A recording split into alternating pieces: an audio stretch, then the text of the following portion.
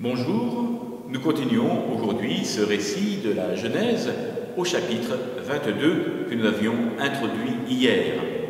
Aujourd'hui, nous voyons le verset 1. Dieu met Abraham à l'épreuve. On retrouvera ce terme en Exode au chapitre 15, verset 25, au chapitre 16, verset 4, au chapitre 20, verset 20, mais aussi dans le Deutéronome au chapitre 8, verset 2 à 16, et dans de nombreux autres endroits de la Bible.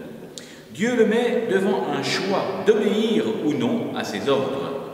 Dieu veut tout. Qui aime son fils ou sa fille plus que moi n'est pas digne de moi, dira Jésus en Matthieu au chapitre 10, verset 37. Et il ajoute immédiatement après, qui ne prend pas sa croix et ne me suit pas derrière moi n'est pas digne de moi.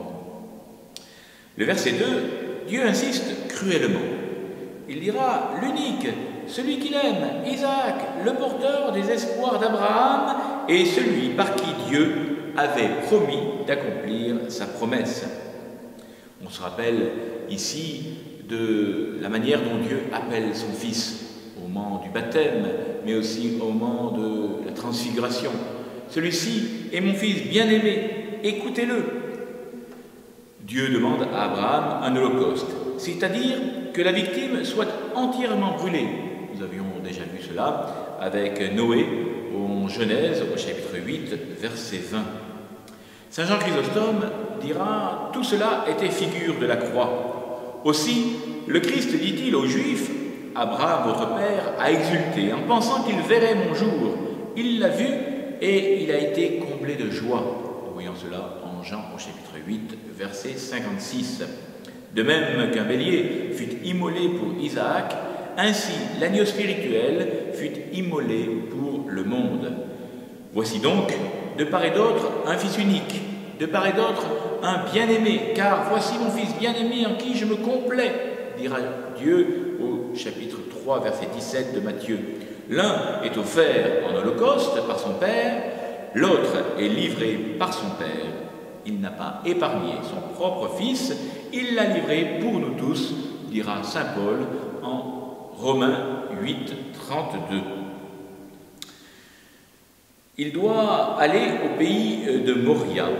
C'est un lieu non identifié, mais que le deuxième livre des Chroniques, au chapitre 3, verset 1, situera comme une des collines de Jérusalem, sur le site du temple que Salomon va construire quelques années plus tard, bien sûr.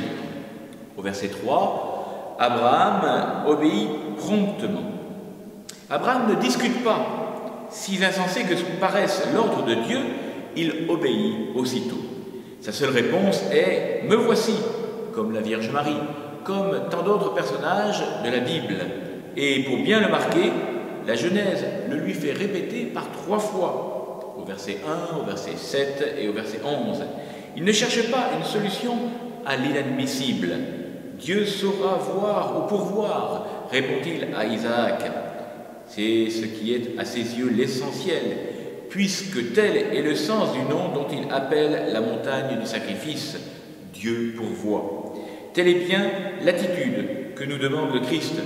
Ne vous inquiétez pas, votre Père céleste sait, à chaque jour suffit sa peine, dira Jésus en Matthieu au chapitre 6, versets 25 à 34. L'omniscience et même l'omnipotence divine se révèle aux croyants la seule garantie qui soit absolue, car Dieu nous est parfaitement et immuablement bienveillant. Nous nous retrouvons demain pour continuer ce très riche texte de la Genèse.